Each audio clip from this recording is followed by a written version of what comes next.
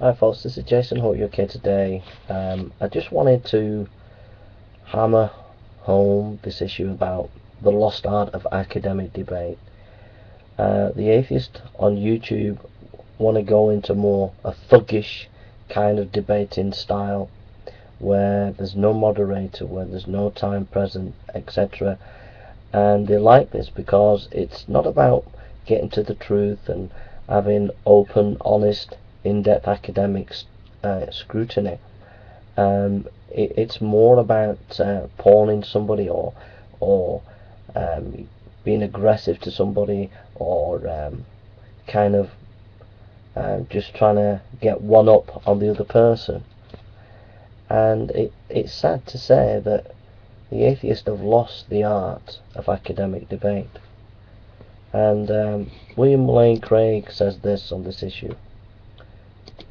The fact that such tricks often work is a real weakness of the debate format, especially one in which the participants are unable to address one another directly. I want to say something, Kevin, in defense of the debate format, because I think that the problem with so many of these other fellows that I've debated is that they are used to giving lectures where no one from the other side is on the platform to challenge them, and so they get a free pass.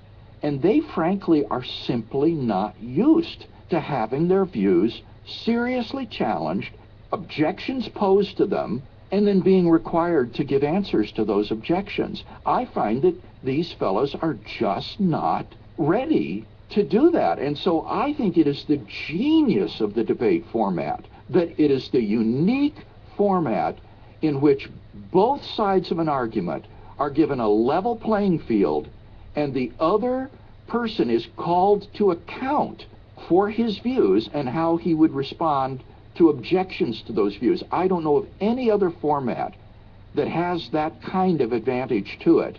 Certainly, giving a lecture and answering audience questions doesn't call a speaker onto the carpet in that way that a debate format does. Anybody who wants to do away with structure and organization and fairness and levelness in a debate do not know what they're asking for.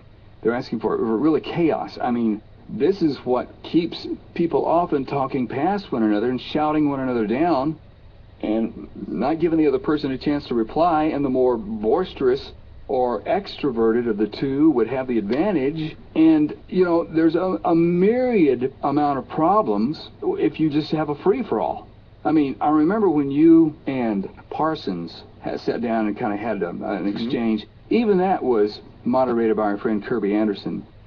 But even then, it was difficult to not step on one another, and the audience began to get into an applaud, and you couldn't hear the other response. I mean, there were things like that. So sometimes I will, as in the Parsons debate, participate in a cross-examination debate. This is not unusual, and I enjoy that, and audiences often enjoy that a great deal. I think just this year, my debate with George Williamson at the University of Saskatchewan was a cross-examination debate where we had a chance to ask questions of each other. And that can be a component of a debate.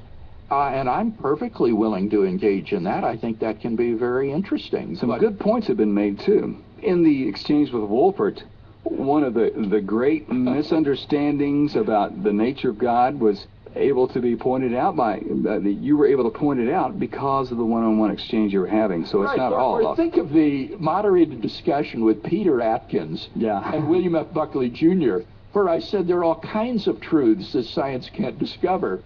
And Atkins said, well, like what? And I ticked off 5 areas of truth that science was impotent to discover, and Buckley says, put that in your pipe and smoke. Yeah, I mean, that was just hilarious. So I'm quite happy to have these kinds of interactive formats as well, but what I disagree with is the idea that most of these fellows do, and that is just give solo lectures where no one is present to challenge their views. That's giving them a pass. Anyway, Bill, those are just complaints about the format and so on. I think the format of a debate is, like you, very important that we maintain. And this is a very ancient art form, very ancient learning tool that's been around for just centuries, hasn't it? Right. In the Middle Ages, the so-called disputed questions, questiones disputate, was a regular medieval forum for getting at issues of this sort. Let's get back to your objections and responses to the claims that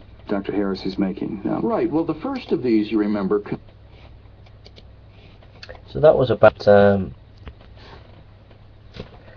fact that atheists are sort of backing down really from academic debates on YouTube, and William Wayne Craig is reiterating the issue on the campuses, the university campuses, that Sam Harris and people like that complain about these academic debates, that they think it's letting people like William Lane Craig off the hook, and it's just incredibly stupid of Sam Harris and the atheist to not realise the value of academic debates, and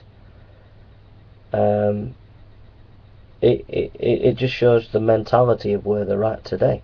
And I've hammered this home, and I've hammered it home again. Okay, take care. I hope the lost art of academic debate will be revived soon amongst the atheists. Take care and God bless you.